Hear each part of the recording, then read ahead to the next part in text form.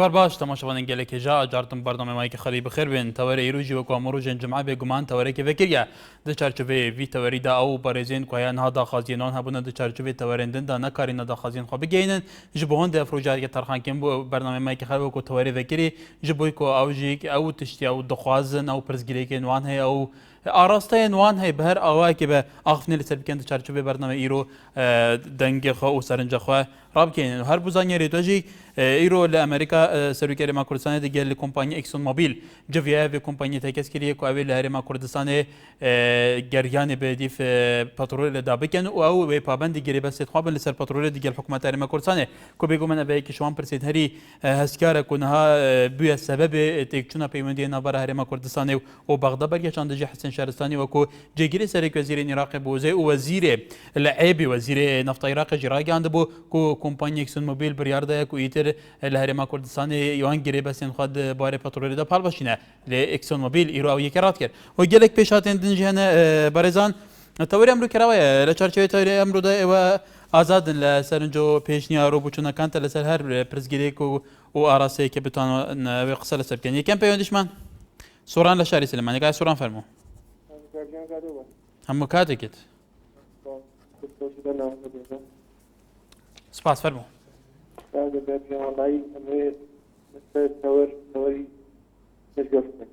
كاكي سورانك با واضحي ترقصب كي برا دنج جمله دنجي تونيه وكو واضح نايت جمله كتوزي دنجي برسكيتو بالي زور شاهد كاكي كاجيان بالي داواکارم یوادارم کە تەوەری لەسەر مزگەوت دانێن مزگەوت شوێنی گشتیە و ماڵی خوایە و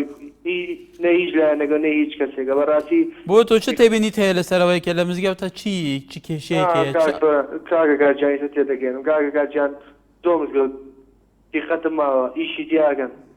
کۆمپانیا بێ حکوومەت بێ خەڵک بێ کە ئیکاتەوە بە نیوە ناسڵ جێ هێڵن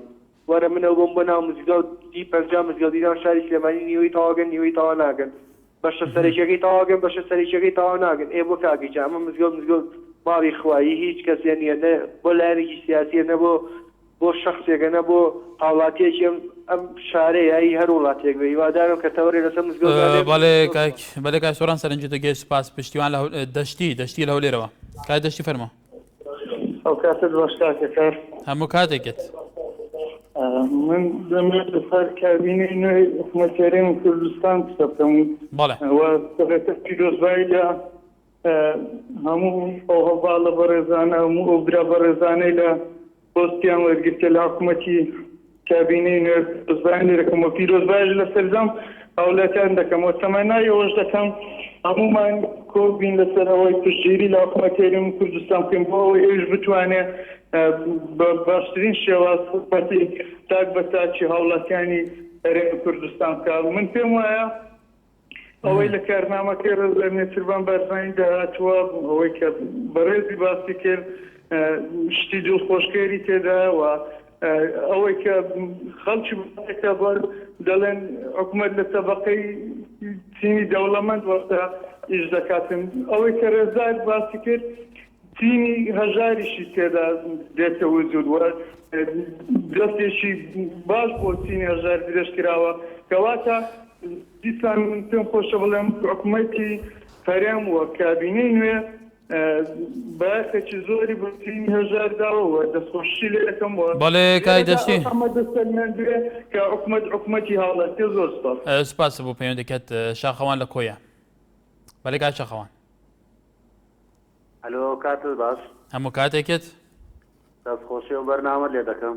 زۆر سپاس فەرموو وەڵا پرسیارەکە من بە نسبەت پاسەوانیەکان بوو هەتا ئێستا برێن زیادەکان لەو سەرف نەکرایە بەڕاستی گلەی زۆرم لە حکوومەت هەیە بۆ سەرف ناکراوە کو تۆ بزانی دیارە پەیوەندی کایکی شاخەوان داخرا سەرتیب لە چەمچەماڵەوە بەڵێ کای سەرتیب ئەم کاتت باش هەموو کاتێکت کاکە ببوو لە دەرەوەی چەمچەماڵم تەوەرەکە لەسەر چییە برای بەڕێزم تەوەری ئێمە کراوەیە کایک سەرتیب کراوەیە یعنی خاص مختصە بەچی مختصە بەوەی کە تو ئەتەوێت لەسەر چ قسە بکەی فەرموو والله ئەوەی من ئەمەوێ هیوادارم داواکارم ئەوەن لە خوای گەورە دوهەمین لە حکوومەتی هەرێمی کوردستان لەبەر پرسان يعني حان الوقت يعني پێویستە ئێمە مراجعەیەکی خۆمان بکەین هەرگێک لە ئاستی خۆمانەوە بەپێی توانە بەپێی اقتصاد بەپێی کارەکەمان پێویستە ئێمە چاودێری میلەتەکەمان بکەین چاودێری حکوومەتەکەمان بکەین پەرلەمان کارا بێ حکوومەت کارا بێ سەرۆکی هەرێم کارا بێ ئێمە من باوکەڕۆی ئەوە ناکەم داوای وەنەوشە و باغە زەیتون و ڤیلا تەنها ئەوەی وەکو شخصی خۆم پێویستە و باوکەڕۆی بۆەکەم پێستەکە نەخورێ ئەوەی کە بەلای منەوە مەبەستە سیاسیەن و قەومیەن کێشە نەتەوەیەکە کێشە نیشتیمانیەکە بۆ ئەوەی دووبارە تووشی نەکسە نەبینەوە بەڵام ئێمە ئەگەر ئێمە بەم شێوەیە بڕۆین خۆمان تەنظیم نەکەین لە ڕووی ئیداری و عەسکەری و سیاسی و اقتصادیەوە ئەم تێ محافظە نەکەین بە هەیکەلێک لە ئاستی هەموو دام و دەستگاکانە وابزانم کات چاوەڕێمان ناکات تووشی نەکسەیەکی گەورە بین پێویستە چاوکراوە بین پێویستە ئێمە شیوەنی هەلیسەکە نەکەین لەبێ شیوەنی حسێنکەن شیوەنی حسێن ئەوەیە شیوەنی نەتەوە شیوەنی نیشتیمان شیوەنی ئازادی شیوەنی کار شیوەنی ئەوەی کە بتوانین ئەم جارە بتوانین تەثبیتنامەی هەوێی قەومی خۆمان بکەین ئێمە وەکو باقی گەلان گەلێکی ئازاد و سەربەخۆ بە عیزەت و بە شەرەف لەم بەڵێ کاک سەرتیب ڕاستی کاکەگیان پێویستە ئیتر هیوادارم حکوومەتی ڕاستەقینەی میلەت بێ و هیوادارم ئەم کابینەیە بتوانێت ئیعادەی هەموو جیهازەکان بکاتەوە شوڕتە یەک بێ ئەمن یەک بێ ئاسایش یەک بێ پێشمەرگە یەک بێ لە دێگەڵە بەو جوانەوەیکی کە نەبێ بەڵێ کاک سەرتیب هیوادارین سەرنجیتە بۆ حکوومەت گەیشتی بێ و پێشنیارێکی وەکو هاوڵاتی کەریمی کوردستان کردوتە بەڵێ سپاس نینا لە چەمچەماڵ نینا خان فەرموو باشتر بۆ تۆ هیوادارم بەرنامەکەتان سەرکەوتوو بێ سپاس من دەمێکە زۆر تابعی بەرنامەکەتانەکەم یەکێکم لە هاوڕانی بەرنامەتان بەس بە مەحاوەرێکی زۆری خۆشحاڵین کە ئەمڕۆ وەرگیرە فەرموو نینا خان سەرنجی جەنابەت اینجا سپاس یەکەوێکی کارمەنداتانەکەم هیوادارم بەرنامەکەتان سەرکەوتووە هەموو بەرنامەکەتان سەرکەوتووە بەزما لەسەر بەداخەوە من بۆ جێگیری سەرۆک بەرزانی خۆزگا کاک نەوشیروان مستەفا ئەندازنایە بە حەقەت کاکۆسرە شتیاری و شوێنە نییە بەڵێ نینا خان بەڵێ سەرنجی تۆش گەیشت ئەلەند لە ئاکرێ دیگەلمەیە کاک ئەلەند فەرموو الو بەڵێ مرحبا برا سەرچاوا باشی برای برێت سپاس کاک ئەلەند کەرەمکە خۆدە تەوەرم لەسەر پێشمەرگەی داکەم دەبێژە کەرەمکە ئەس هێزی کۆماندۆمە دەوامان 21 هەفتە خودێ 21 پەشت 21 بە هەفت ئەها تولکیڤێت گێ داوامێ بەڵێ داوامەتە لکیڤێت کەویتە کیرێ خودێ ئەفلێتی کۆماندۆمە لە زێڕڤانیمە پێشمەرگەمە لە هەولێرێ ئەها بێجە داخەزیێتە چێکر بکورتی خودێ داخوازم لە حکوومەتی هەرێم داوای لە سەرک دەکەم بە قوربانی سەرک بازن بەم حەزەکەم داوامێمە چ بکە خودێ 21 هەفتە بە خێزانم داوای لە من دەکەت خودی داوامی بەتانەکەی ئایا من بەردە یان داوامی خۆی بەتارکە بەڵێ کاکی ئەلەند هیوادارین سەرنجاتە گەیشت بە سپاس دالیا لە شاری سلێمانە دالیا خان فەرموو هەموو کاتێکت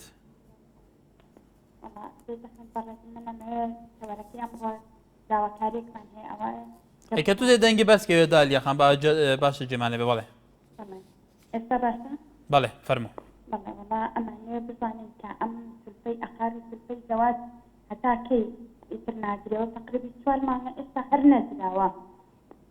زۆر کەسەیە ئێستا 4 مانگە بخانی گیانەت هەستەخەف هەر ئێستا تەواو نەکرایان زۆر کەسەیە بۆ سلفەی زەواجەکەەوە 4 مانگە ئێستا ژیانی هاوسەری کە پێی ناوە ئەسنەکە ناگرێتێتەوە لەبەر ئەوەی کە بزانین ئایا سلفەکە یان ناگرێت بزانین هەتاکە داوەتن لە پەرلەمانتارە خۆشەویستانەکە بە دواترێنێککەن بزانینەمە هەتاکەی چاوەڕێ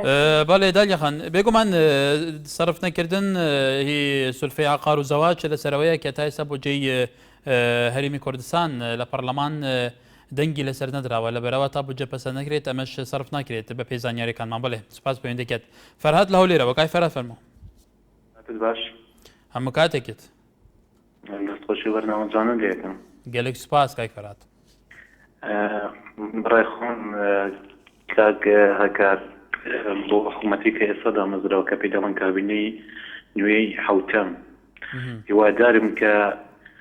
حکوومەتەکەی ئێستای کاک نێچیروان بارزانی کە بتوانێت ڕۆڵەکانی داهاتوو بتوانێت بە سەرکەوتووی ئەنجام بدات بۆ گەلی کوردستان و هیچ گەندەڵیەک نەمێنێت لە کابینەکەی کاک نێچیروان و بتوانێت هەرچی شار و شارۆچکەکانی هەرێمی کوردستانە پێویستیان بە خزمەتگوزاری هەیە با ئاڵڕێکیان لێ بداتەوە ولا هل الزاخوة تا دكاتة خانقين ومنطلي كاكو خلق بيوستي وآوداني هي ودواكارين لحكومتك إساكا كاتني سيرفان سرپرشتي دكا بتوانيت بتواوتي حكومتك بروباتو بله كايك فرهات بله كاي فرهات هیواداری نیوی تو کابینه حوتم حکومت اریمی کردستان جیل سرنجی تو به که دوینه لپارلمانی کردستان سویندیا سه خواردو به فرمیده سی بکار بوا ام کابینهش لنوزده وزیر پیکاتوا و سرو اللالان نیچیروان بارزانی سروکاته کلی و جگیری نیچیروان بارزانی شیمات احمد جگیری سروک حکومت اریمی کردستان هیوادارین هیوای تو گشتی به لخاد لزاخ و تا خانقین بگمان پێویستی کوردستان پێویستی باوادانی هەیە وەکو پێویست خزمەتی بکرێت بێگومان ئەوان وەکوڵین ئیرادەی ئەوان هەیە کە بتوانن ئەوە چارەسەر بکەن حاجی خالد لە هەولێرەوە کاک حاجی فەرموو مرحبا براجان سەر چاوت من خۆشی دەکەم لەو بەردامە وەڵی براجان ئەمە زۆرمان پێ خۆشە کابینەی حەفبەز ئەمە ئیرادە لەمە کە لە متەقاعدانە ئەمە چەند ساڵێ ئەمە 230 دەگرین چەند کابینە بێ هەری گۆڕانکارێک نەکەلەمە هەر ئەو دەریش لەگۆڕنیە یعنی 220 برێ چەمە هم متقاعدنا كما في اسمه داود المالي نخوشي لان هريز معاشكم ان شاء الله داو كان كابن حول ما ديال كاتنا او بلا نيك ديال بيش وقت بله کاک حاجی وەکو متەقاعدێک کە بێگوم ئەو ڕێژەی توالی زۆر کەمە هیواداری شوێنە پەیوەندیدارەکان جێ لە سەرنجی تۆش بێ بەڵام وەکو پێویستیش بەرسەویان هەبێ بەڵێ بەسوس لە هەولێرەوە بەسوس خان فەرموو بەڵێ باش بڕێ زۆر سوپاس دەکۆشی بەرنامەکەتان لێ دەکەم زۆر سوپاس بەڕاستی بەرنامەکەتان لەجێ خۆیەتی سوپاس بەسوس خان فەرموو بەڕێز لە ڕێی کەناڵەکەتانەوە داوایەکم هەیە کە بیکەن بەڵێ داواتان لێ دەکەم قوتابیانی کۆلی شۆش کە ئەو ساڵ قوتابیە چێزگار زۆر لە ئیمتحان دەرەچەکان داخل نەکراون و ئەوانەی کە دووەم ساڵن ئەوسار لە خوێندندا دەنیشن داواکەن داخل بە ئیمتحان کەلۆری بکەین ئەو داوایان لێ دێتان بەڵێ ئێمەش سەرنجی تۆ لە بەرچاوا گەین بە چاوان سپاس پەیوەندیکەت فەرهاد لە شاری سلێمانی کاک فەرهاد فەرموو کاک فەرهاد بەڵێ دەستخۆشی بەرنامەکەتان لێ یەکەم زۆر سپاس ئەم حکومەتای تازەیە هەمان ئێساقی حکومەتی پێشووە ئەوەی چی بە کاک تۆ بەرهەم کراوە هەرمەلە بە کاگنێکی دەکرێ بەڵێ هەتا دوو ئیداریش بمێنێ سەرکەوتوو نابێ ئەم حکومەتە بەڵێ کاکی فەرهاد ئەو سەرنجی تۆشە سوپاس بۆ سەرنجی تۆش بێگومان بەڕێزان هەمووتان ئازادن لە گەهاندنی سەرنجەکانی خۆتان بە تایبەتی لە بەردەمای ئەمڕۆ کە تەواوی کراوەیە کرێکار لە هەولێرەوە ئەلۆ کاتت باش هەموو کاتێکت دەستخۆشی بەرنامەکە لێ دەکەم سوپاس کاک کرێکار دەمەوێت لەسەر کابینەی هەفتەم بدوێم ئەگەر بزانم پێ بدەیت ئەکید فەرموو بە بۆ چوونی من کابینەی هەفتە هەمان تەواوکەری کابینەکانی ترا و ئەو وەزیرانێک کە هەنا هەمانە وەزیرانە نەکە ڕۆژانی ڕابردوو ساڵانی ڕابردوو دەستیان هەبوو لە گەندەلی و هاتەوە بۆ ئەوەی دیسان 4 میلیارد دۆلاری تری ئەو خەڵکە بەبا بۆ خۆی بەڵێ کاک کرێکار پێت وایە بووایە هەر وەکو تواڵێ ئەو گۆڕینی هەر ئەو وەزیرانەیە کە پێشتری چەندین پۆستی وەزارەت و ئەملاولا هەبووە بۆ ئایا کەسی دیکە شایستە لە کوردستان نەبووە کەسێکی دیکەی تەکنۆکرات و خەوانتوانە لەبووە لە کوردستان ئان وەزعەکە پێویستی بەوانەیە بەسەوان ئیرادەی چونیەتی جارە سەرکردنی ڕەوشەکەیە خزمەتکردنی خەڵک بەڵێ بەدەیان کەسی پسپۆرەیە بەڵام ئەوانەی کە پسپۆرن ئەو شاسانەی خۆمان بەداخەوە ناتوان نایڵەوان بێن چکەگەر بەوان بێن زروفی کوردستان ئەوان نامینێ ئینسانی وایە لە وڵاتەی بە شادەکانیان زۆر بەرزن لە شادە و کەسانێک کە ئێستا لە حکومن هیوادارم بە خۆیان دابستنەوە بەڵێ کاک کرێکار سپاس بۆ سەرنجی تۆش داستان لە کەرکووکەوە ئەم کاتت باش کاتەکات هەموو کاتێکت من تەوەلەکەم لەسەر پێهاتنی کابینەی حوتەمە من پیرۆزبایی لە باوەی نێچیروان بارزانی و وەکات ئیماد ئەحمەد دەکەم بۆ پێکهێنانی کابینەی حوتەمی حکوومەتی هەرێم من پیرۆزبایی لەو وەزیراناکەم کە لەسەر پۆستەکانی ماونەتەوە و ئەمانی هاتوونەتە جێگایە شامیان گۆڕان مادام ئەو کەم و کۆرانەی کە لە کابینەی سێشەم بەجێ ماوە لە کابینەی حوتەم هەموو جێبەجێ بکرێت و هەردوو ئیدارە لێک بگرێتەوە گەندەڵی بمبۆر بکرێت و هاوڵاتی ئەڵێ هیچ نەکا ئێمە زۆر شتمان بۆکرا ئەی بۆ هاوڵاتیان ئەم ڕۆژە ڕەشتانیان بەبیر نایەتەوە کە دەستەر کورد هاتووە کێمە لەسەر ئازادی وڵاتەکەمان کە سەربەخۆ ئازادیمان وە بەدەستێنی وا دەوڵەتی کوردی ڕائەگەیەندرێ ئێمە بێ شکرانەی خوا بکەین. بەڵێ داستان خان هیوادارین ئەو پەیامی تۆش بۆ کابینە حوتەم گەیشتی بە کۆتاڵی پیرۆزبایی بە یەکانی ئەندامانی کابینەکەی. سوپاس دایکی حاڵە لە هەولێرەوە دایکی حاڵە فەرموو. السلام عليكم. عليكم السلام. دەستخۆشی بەرنامەکەتان لێکەم. گەلێک سوپاس.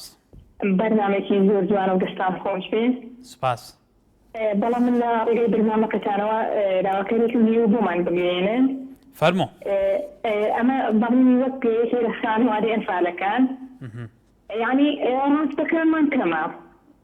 بەڵێ. 450,000. يعني بشي بضمن من الله طلبين من الله خيزان دارين عم تشوف 450,000 بشتيناك ولا رياك انا وقت بمان بغين كابيني حول ان شاء الله يعني لبما زياده لان بعض من يسهم بك احنا هذا كان وحكي خويا انا هكذا يعني ابو بكري انه 400,000 يعني باشا او هسمي تحط او ديك الشيء بكري مش انا كما بس باشا يعني لسه بعض من يقولوا هندي بنصب 5,000 ورقه هندي 450,000 ورقه ولی دایکی حالا همسركم لبزداوة يعني من ظالم هي يعني شو صوت هزار يعني في الشتيمية اللي بيجيني مالوي في دابين ناكله بەڵێ حالا خان هیوادار دایکی حالا هیوادارین شوێنە پەیوەندەرەکان جێ لە سەرنجی تۆ بێ سپاس پەیوەند دەکات ڕایتە کفری کاک ڕایت فەرموو. وەڵی یام کاتەوە باش بەرزگیان هەموو کاتێکت وەڵی بەڕزگیان دەربارەی ئەم بیمەی بێکاریە دەربارەی ئەم بیمەی بێکاری قسەم کردووی. بەڵێ ئەمە ینی تاکەی ئەم دواکەوتنە بیمەی بێکاری هەر ئەڵێنێت تەلەڤیزیۆن ئەڵێ دەین و نایدین ئەوە زیاد لە 4 مانگە من چاوەڕوانی ئەم بیمەی بێکاریم گاڵتە هەر گاڵتەمان پێگەن وەزاری پەروەردە وازیرمان هەوڵدە با وەزارەتی کارباری کۆمەڵایەتی وەکو بێهۆشینانە هەبوومان بڕێتەوانیە. بەڵێ کاک ڕایت هیوادارین سەرنجی تۆش بێگومان بیمە بێکاریت تایبەتە بە وەزارەتی کار کاروباری کۆمەڵاتیەوە هێدارین سەرنجی توش گەشت بێ. ئەحمەد لە چومان کاک ئەحمەد فەرموو. هەموو کاتێکت دەستخۆشی بەرنامەکەت لێکەم. گەلێک سوپاس. کاکە ئەمەوێ بەنسبەت ئەو حکوومەتەی کابینەی نوێ بەسە لەگەڵتان. بەڵێ. بە بڕوای من هەمان ئەو کابینانەی پێشترەوی چیان کردووە هەمان ئەو کابینە ئەوی. بەڵێ. بەڵام دوێنێ حکوومەتەی کە ئێمە هەیتمان ئەو پەرلەمانەی ئێمە هەیتمان ئەوانە دەستکاری قورئانی پیرۆز دەکەن کەلامی خوا ئەگۆڕن بەرنامەی خوا ئەگۆڕن چاوەڕی چیان لێ ئەەکەی. چونکە ئەوانە لە یاسای قورئان و بەرنامەی خوا ئەڵێ هەر کەسێک بەنەحەق کەسێک بکوژێت دەبێت بکوژرێتەوە. ئەوانە چەندین وادو بەڵێنێت بە خەڵکی باڵەکایەتیدا بۆ قشتنەوەی ئەو بکوژی ڕێباز ڕەحیم. بەڵێ کاک ئەحمەد ئەمڕۆ کە دوێنێ دوا ڕۆژ بوو ئەو وڵاتێک کە ئەنجومەنی باڵەکاتی دابوو ئەمڕۆ ڕەوشی چومان باڵەکاتی چۆنە؟ دوێنێ وابزانم بەرپرسی لقی دەی سۆران هاتبوو بەڵێنی پێدا بوون بۆ ماوەی 15 ڕۆژی تر گوایە پێداچوونەوە بە بڕیاری دادگا ئەکرێ بەڵام دڵنیای دەکەمەوە ئەگەر ئەو جارەیە دادگا بڕیاری لە سێدارەدان بۆ ئەو بکوژە دەرنەکە 300 نەفەر بگیرە زیاتریش خۆیان ئامادەکردنەوە بەچەکەوە بۆی ڕێگای هەبڵتۆن بگیرێ. بەڵێ سپاس بۆ سەرنجی تۆش ڕەواند لە شاری سلێمانی کاک ڕەواند فەرموو. ئەم کارت لە شاڕێ هەموو کاتێکت قوربان من ئەمەوێ لەسەر کابینەی لەتە کابینە یەکێکم ئەمە وەک لە تەنانێک وایە بەڕاستی ئەم حکوومەتەی کە لە بینی مەکتەبی سیاسی یەکێتی و پارتیە کە هەر بە چەند ساڵێ بە 2 ساڵێ بەڕاستی دابەشیان کردووە. بەڵێ. نەگەر حکوومەتەکە بەڵکو پەرلەمان بەڵکو بەڵام کاک ڕەواند ئەوان ئەڵێن ئێمە بە پێی دەرەنجامی هەڵبژاردنەکان توانیمانە ئیتیلافی دروستکەن ئەو ئیتیلافە لیستی زۆرینە فراکسیۆنی زۆرینە لە پەرلەمانی کوردستان پێک بینێ کە بە پێی دەستور بە پێی یاسا مافی ئەوانە حکوومەت پێک بینن لە چارچەوەی حکوومەتی شەوەکۆ دوی ئیتیلاف وەکو ئیتیلافی دو هاوپەیمان ئەوان ڕێککەوتن کار 2 ساڵ بوو هەر جار بوو یەکێکیان بێت ئەمە بە پێی ئیستحقاقاتی هەڵبژاردن هاتوتە ئاڕا وەکو خۆیان ئەڵێن وفعلا نیشوایە یعنی ئەوان لیستی زۆرینە لە پەرلەمانی کوردستان بەڵێ نا قوربان ئەمە یاسای جەنگەڵە کام جەنگەڵ ئەو جەنگەڵەی کە 18 ساڵ کە لەنەوەیەکە خەڵکی کوردستان دام و دەبیەکانی ڕژەمی بەختیان ڕاماڵی بەڕاستی ئەو خەڵکە وشیان نەبوو ئەمان بەهێزی چەکدار و بەهێزێکی مخابراتی و ئینقلابی مەسەر خەڵکەکە کرد بە پشتی ئەو کۆمەڵە جاش و مستەشار و خائینانە نییە وەزعەکەیان قۆستەوە ئەمدا لە بینی خۆیانە حکوومەتێکی 50 بە 50 دانا دوای 50 بە 50کە لەسەر جوگرافیا و لەسەر داهات و لەسەر یعنی بەڕاستی یەکەم مەزەلە کە لە کوردستانە دروست بوو مەسعود بەرزانی خۆی کردی بەڵێ کاک ڕەوەند کاک ڕەوەند 50 ملیۆن دۆلار ئەو کاتە یەکێ لە سەر عەشیرەکانی سوورشیش زەڵاڵەکەی بوو وتوی ها ئێمە 50 ملیۆن دۆلار فرۆشتمان پیاوی چاک بە قسە نەکەی لای خەڵک بە حیا و شەرەفمان نەچێت بەڵێ کاک ڕەوەند سوپاس ببوورە سوپاس بۆ سەرنجت کاک ڕەوەند ببوورە کاک ڕەوەند پێمان باش هەر کەسێک بەرەزان سەرنجە بچوونەکانی خۆتان بە شێوەیەکی ئازاد نیشان بدەن کاک ڕەوەندیش بێگومان سەرنجی خۆیدا کاتێکی زۆریشمان پێدا لەبەرەوە خەڵکێکی زۆر لە سەرێری پەیوەندی پێمان باشە بە ئازاد قسە بکەن بە ئازادی قسەی خۆتان بگەینن هەر ئاراستەیەکی سیاسیتانە بێ هەر بیرکردنەوەیەکتان بن هەر کێشێکتانە بێ باس تکایە بە شێوەیەکی منطقی و بەبێی تەشکیلات و ناوزەڕاندن تکایە بەڕێزان بۆی بە جوانی سەرنجەکانیتان بۆ شوێنی پەیوەندیدارێک بگهێت ڕێبوار لە عاربەت کاک ڕێبوار فەرموو ئەم کاتە باش هەموو کاتێکت وڵا بەڕێزیان من تێژنیارێکم داواکاریێکم هێنە جەناب لە خزمەتدا لە منەوە بەنسبەت زەویە کشتوکاڵەکان بەڵێ چەند ساڵی پێشوو چەند لیژنەیە تەشکیل کرا بۆ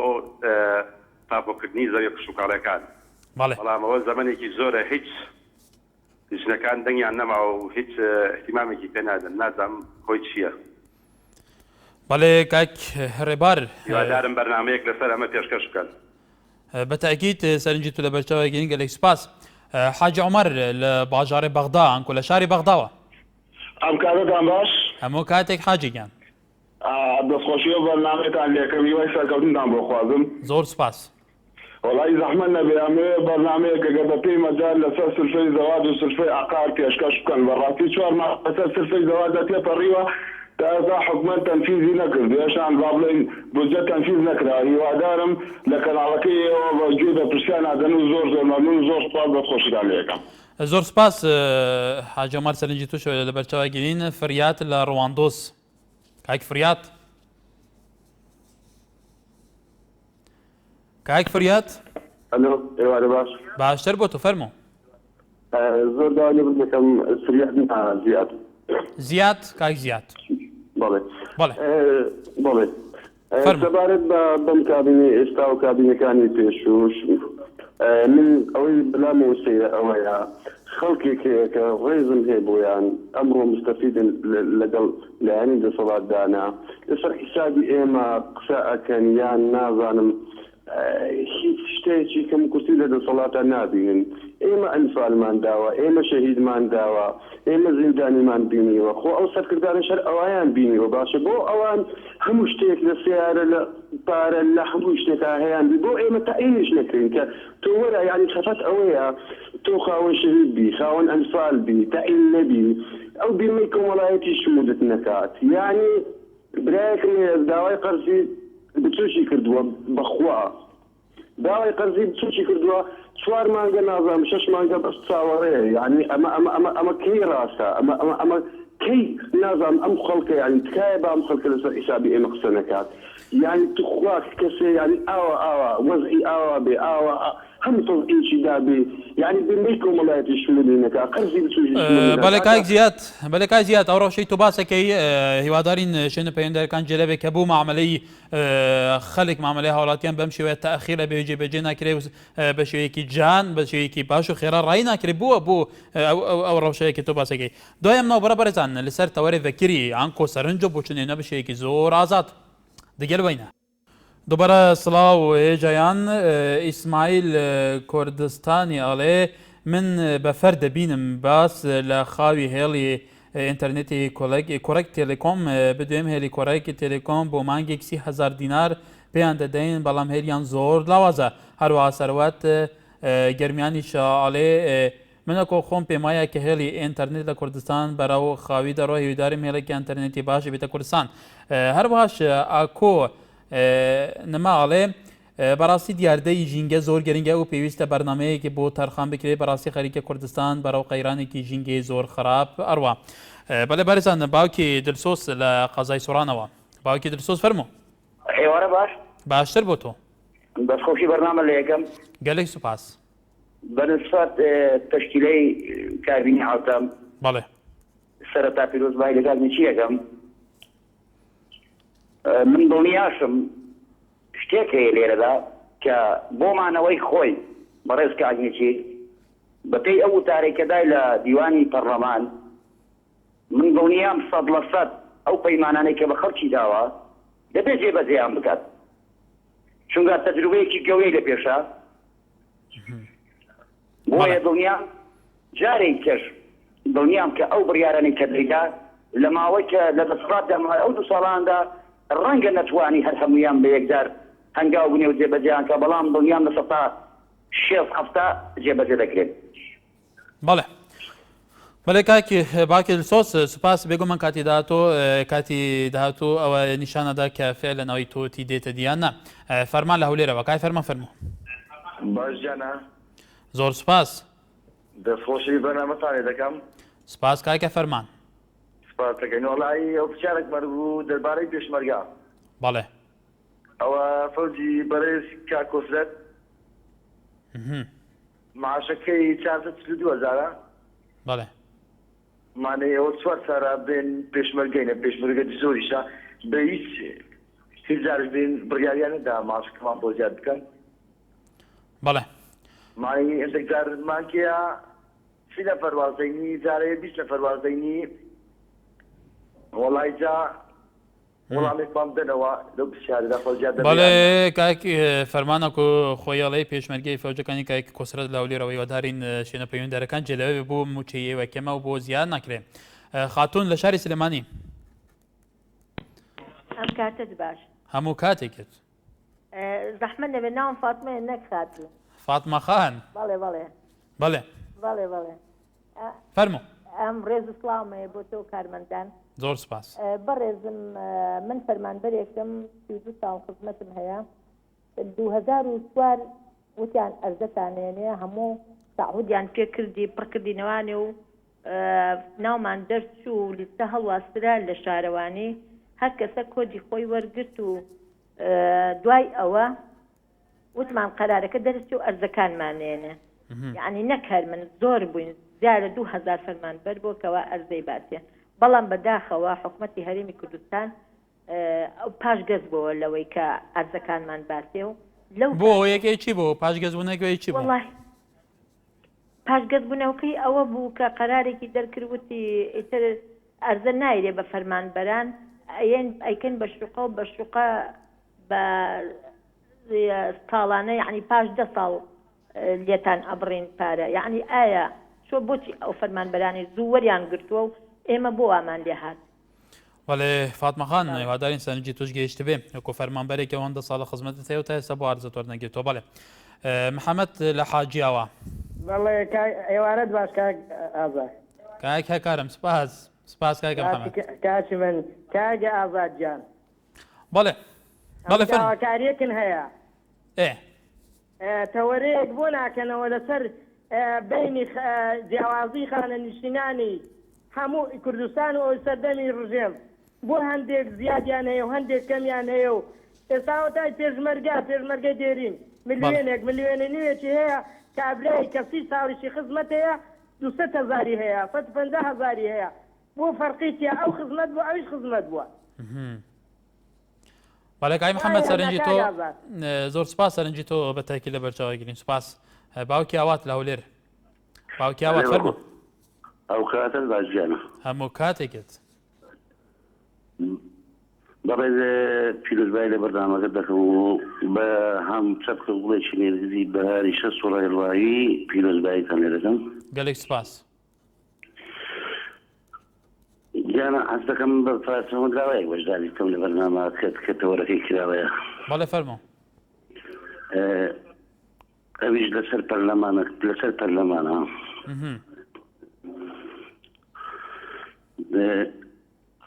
گەر پەرلەمان نەبێتە نان بۆ هەژاران، گەر نەبێتە دانەوێڵەش بۆ جوتیاران، گەر نەبێتە گڵۆپی 30 ملیۆن سلااو نەسووتێ بۆ پێی دوژمن نەبێتە سنگە باروتێ، گەر نەبێتە مەشغەڵی هەڵلەرزیوەکان،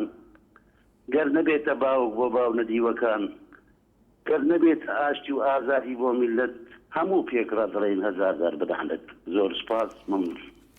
سپاس بۆ سەرنجی تۆش باوکیاوات. سۆران لە چەمچەماڵەوە کاک سۆران دیارەکەی سۆران لەسەر هێلی پەیوەندی نەماوە. بەێ تەماشاوان نجا تەوەرێمە ئیرۆ تەوەرێکی فەکریە کو بێگومان لە هەر جایەکی بەندکارن سەرنجە بۆ چونێنخوا لە سەروان پرزگیرێک و وان ئاریشە و ئەوان هەیە و هەیەنا هین نەشێن بگەین نەشێ بگەین بێگومان دە چارچەبێ بەرنامەدا هین دکارن سەرنجێتخوا بگەین گەل و خواستەوە چیە هین دەخوازن سەرچە باوەن. سۆران لە چەمچەماڵەوە پێم وایە کای سۆران هاتە سەر خەتەوە. کاک سۆران فەرموو. ژیانم کاتەوە باش. هەموو کاتێکت. جانەکەمان هەیە لەگەڵ لەسەر ئەو تەوەرەی کابینێ حەوتە قسە بکەم. من وەکو ڕایی خۆم لە چەمچەماڵەوە هیچ ئومێدێکم بە کابینێ حەوت نییە لەبەرەوە درێژە پێدەری کابینەکانی کێ حتاکو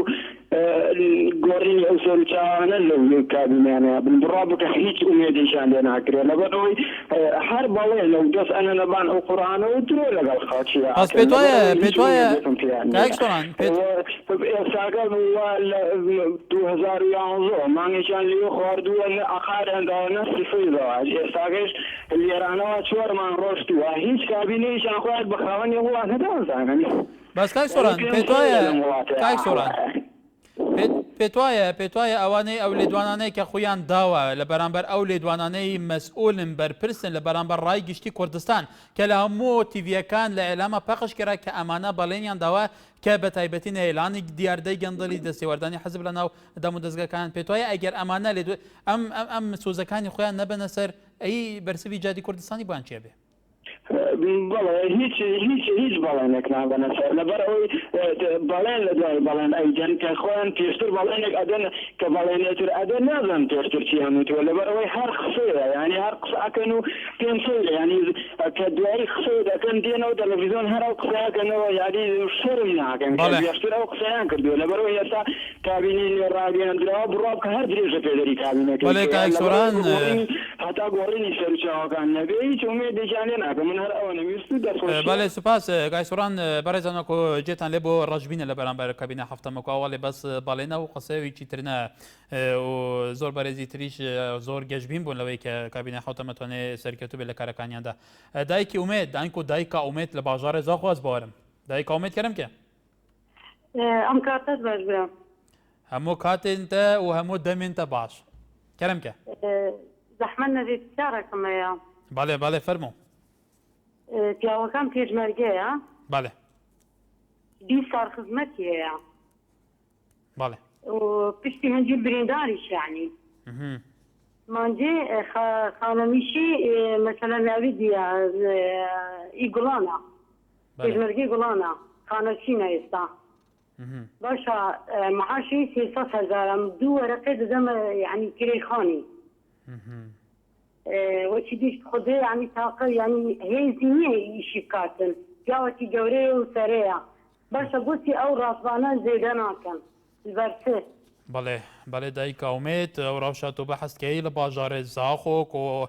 زەلامێتە پێشمەرگی گوڵانەیە و 20 ساڵ خزمەت هەیە و بریندارە و نەهاژی لە ماڵکەتیە و موچەویژەیەک 300,000 و کرێکی نەژی بێگومان نەڤە gelekê hêvîdarên cihên peywendîdar li bajarê Zax û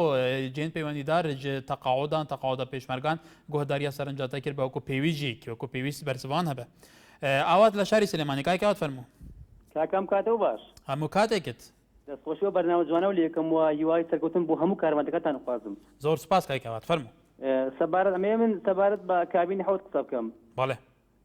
من بە بۆچوونی من هیچ چاکسازیەک بە کابینی 6 نەکراوە، هیواشم وانێ زۆر ڕشبینم کە کابینی حەوت ئەم کارانەی کابینی 6 چارەسەر کە جێبەجێ بکات. چونکە کابینەیەکان حکوومەتێک هیچ ئینتیمایەکی نەیە بۆ ڕۆڵەکانی چۆن بتوانێت چاکسازی بکات. و کابینەیە کە نەتوانێت دادگا سەروەر بێت، کە نەتوانێت ڕۆڵەکانی بە ئازادانە قسە بکەن، کە ڕۆژنامە ئازاد نەبێ، وەکو کەناڵەکەی جەناتای ناسووتان بگرە زۆر کۆمەڵشتی کەشەیە کە لەم کاتەیە جێ باسکردن نییە. بەڵام کاکەوات پێتوانیە خواستی ئێستای جادەی کوردستانی وشیاری تاکیەکانی کورد و حەز و پێویستیەکانی جادە بە شێوەیەکی گشتی ئەوە نەسەپێنن لەسەر حکوومەت کە فعلەن دەبێت چەکسازی بکە، دەبێت ئەو بەڵێنانە بدەن جێبەجێ بکەن بنەسەر ئەگەرنە ئەوە لە ڕۆژی دەنگدانە و ڕایگشتی خەڵک لە بەرامبەر ئەوانە گۆڕێ. سپاسڕۆخە خەڵک واعی بووە، خەڵک هۆشیار بووە، بەڵام یەک شت دێگەمە قسەی لەسەر بکەم سەبارەت بە هێدی دەستگای پاراستن و دەستگای زانیاری ئەمانەیانی چاوسوکردنەوە لە کاتی دەنگدانە بەڕاستی ئەمانە بنەوە کارێک بۆی کە خەڵک نتوانێت بەئاسانە سەوتی خۆی باتە لایەنەکانی ئۆپۆزیسیۆن یان ئەو لایەنەی کە خۆی هەڵێ بژێرێت کە ئەوێ چاکسازی بکات، بەڵام ئەوەیە کە من ڕەشبینی کردوم. بەڵێ کاروان لە خەباتەوە کای کاروان با بزانین سەرنجیەوە ئەمڕۆ چییە؟ کای کاروان فەرموو.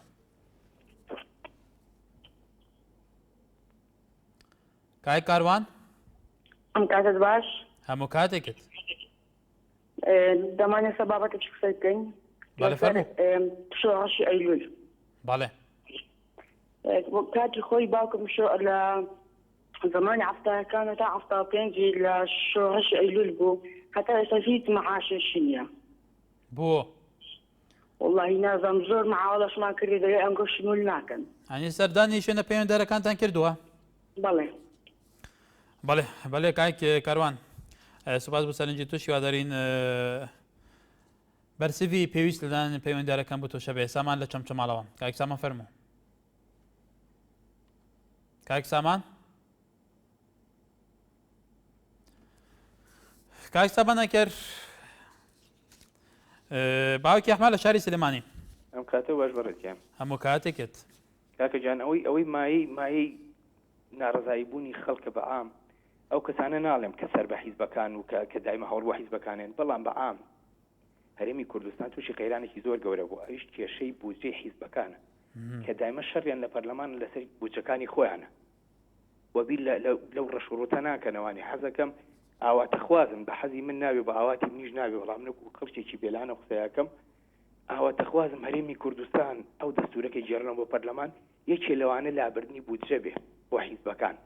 کە زۆرێکی پارەی ئەم هەرێمە بۆ حیزب بڕۆ. 2 ساڵە بەدەست و 2 حیزب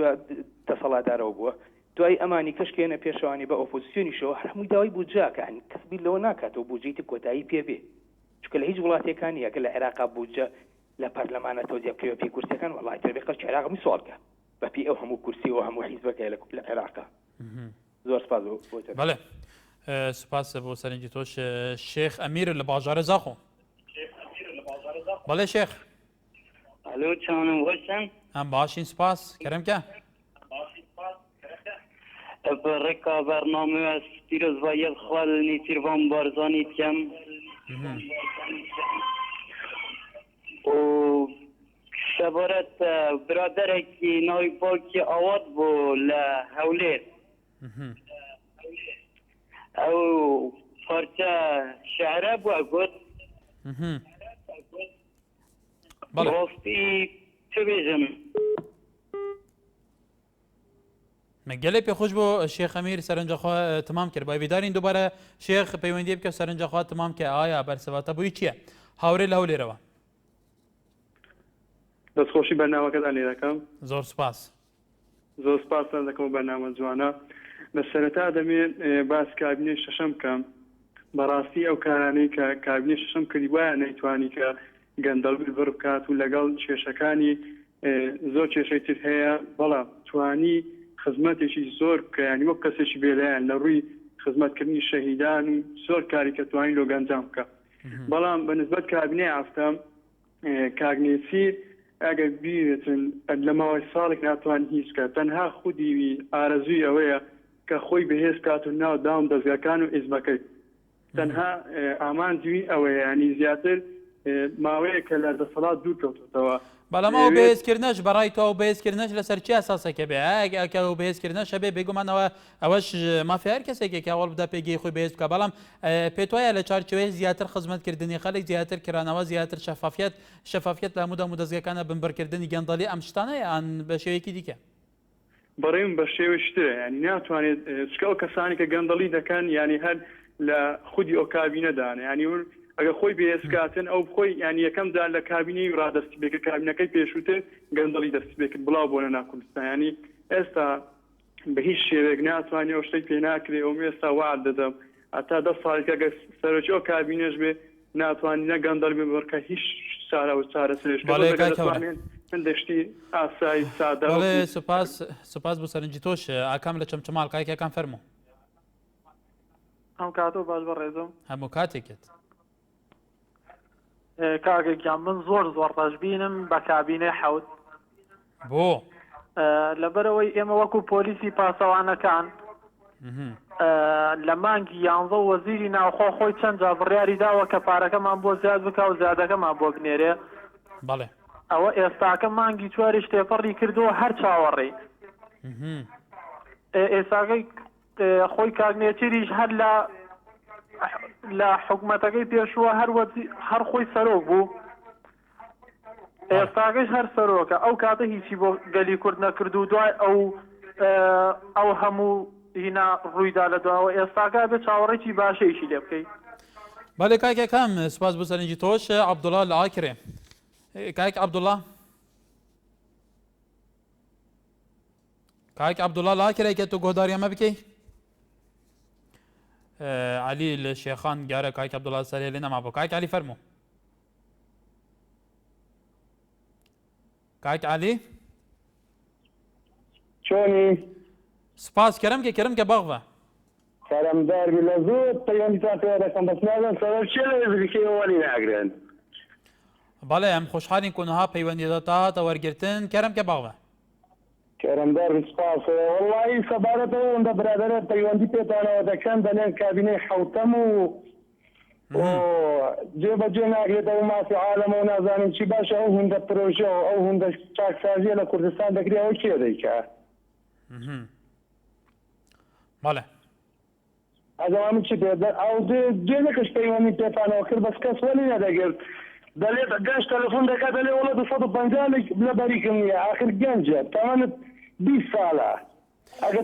خۆت مستەقبەلێکی نەکەی چاڕشتر پیر دەبی کو مستەقبەلە دابین دەکەیتەوە. بەڵێ کاکالی سەرنجاتە گەشت دیارە وەختەمە گەلێک کێم وایە سوپاس نزار لە سێمێ لە داوای پەیوەندی کاک نزار کەرم کە. زۆر سپاس. کاک نزار؟ بەڵێ. کەرم کە باغە. باش. باشتر. چۆن مامۆستا؟ ئەس باشم سپاس. دەستخۆشی لەتەکەم بۆ پێشکەشتنەوەم بەرنامە. گەلێک سپاس. هێویدارم مامۆستا میژێڕایەخوای. ئەکید فەرموو. مامۆستای بەڕێز وەلەو هەرێکی بیر و بۆچوونێکایی لێ ئەڤرکایگەیان بەرە خۆ نەزڕوفێت خوا ئەبێ بەرە ڕۆژەکە باشی چن. ئەم هەمی چاوەڕێی دەولەت بوونی لێ ڤیا ئەم هەمی بڕیارێکی سەروی چەندێ بدن و ئەم بشین وڵاتی خۆ بکنە دەولەت وەکو وڵاتی جیهانی هەمیە مینا ئیمارات سعودی هەرێک 300 نەفەرە 300,000 نەفەرە. وەڤە چاوە چێت بیت بڕیارە چاوە چێت بیت گەلو؟ والله بڕیار بتایبەتی ئەنینەرێن مەت پەرلەمانی نەدا پەرلەمانی کوردستانی و ڤیاسەر هەندێ ڕاجی مەهەمیان ڕێی بۆ چون خوا بن سەروی چەندی داخوازت نەی سەرەکی پارێ پشمەرگەی پارێ فلان چکی پارێ بەڵام مرۆڤی بمو چابێتن بەڵام مرۆڤ شۆر بکرد بێ پارەجی هەبێتن. بەڵێ کاکی نزار لە سێمێلێ داوای پەیوەندی بۆ گەلەی سپاس تەماشاوانێنی جاوەکەوە گۆداریکردی بۆ چونێن جیاواز لەسەر کۆما ئاراستان هەبوون بە تایبەتی لەسەر کابینە هەفتەیاندا پێ باش بووندا پێ باش نەبوو هەند ڕەشبین بوون هەند گەشتبین بوون. هەیە سبەیەکی تەوەرەکی گەرمتردا بابزانی سبەهەیە ڕۆژەڤ دیچە هەبی گەل و دیچە قەومیت دەخزمەتەوە دەبگەینەیەک هەر شاد و بەختەوەر بنێوار باش.